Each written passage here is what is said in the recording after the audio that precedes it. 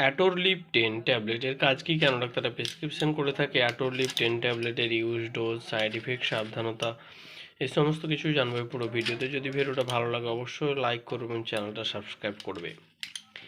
অ্যাটোরলিপ 10 এটা হচ্ছে brand name, এর কম্পোজিশন হচ্ছে অ্যাটোরভাস্টাটিন ট্যাবলেট 10 mg, যেটা রয়েছে 10 mg, যেটা তৈরি করেছে সিপলা লিমিটেড কোম্পানি তৈরি করেছে। এর প্রাইস হচ্ছে 82 টাকা 99 পয়সা।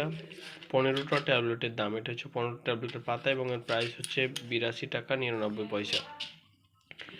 তো অ্যাটোরলিপ 10 ট্যাবলেট কেন ডাক্তাররা প্রেসক্রিপশন করে থাকে এ বিষয়ে জানবো।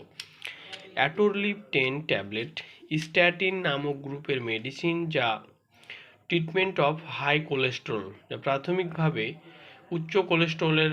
উচ্চ কোলেস্টেরল এবং ট্রাইগ্লিসাইড কমাতে সাহায্য করে থাকে এবং সেক্ষেত্রে ডক্টররা প্রেসক্রিপশন করে।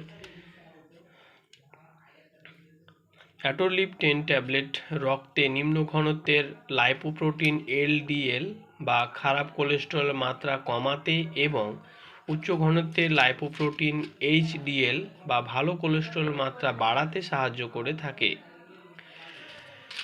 অ্যাটোরলিপ 10 ট্যাবলেট কোলেস্টেরলের মাত্রা কমিয়ে ভবিষ্যতে হার্ট অ্যাটাক এবং স্ট্রোকের মতো হৃদয় রোগ প্রতিরোধ করতে সাহায্য করে থাকে।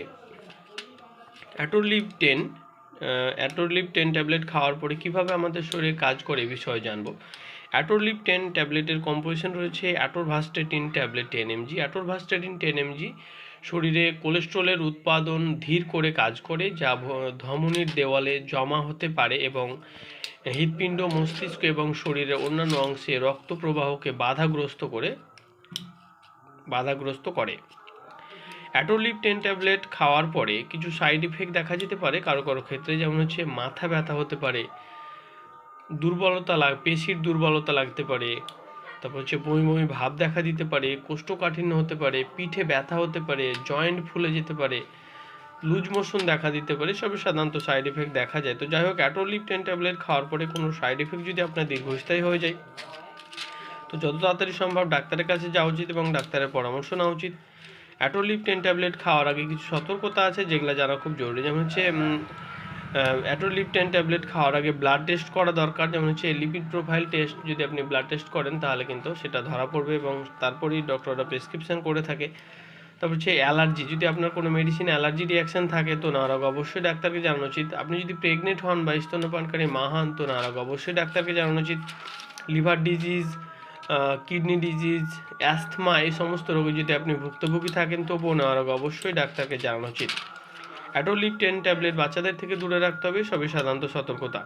অ্যাটোরলিপ 10 ট্যাবলেট এর ডোজ সাধারণত পেশেন্টের কন্ডিশন দেখে নির্ধারিত করা হয়, তবে সাধারণ অ্যাডাল্ট ডোজ হচ্ছে রাতে একটা দেওয়া হয় খাবার খাওয়ার আধ ঘন্টা পরে, সেটা পেশেন্টের কন্ডিশন দেখে, সেটা নিজের বুদ্ধিতে কখনোই খাওয়া উচিত নয়। অ্যাটোরলিপ 10 ট্যাবলেট খাওয়ার আগে অবশ্যই ডাক্তারের পরামর্শ নেওয়া উচিত। ডাক্তারের পরামর্শ ছাড়া কখনো কোনো ধরনের মেডিসিন খাওয়া উচিত নয়, এতে বিপদ ঘটতে পারে।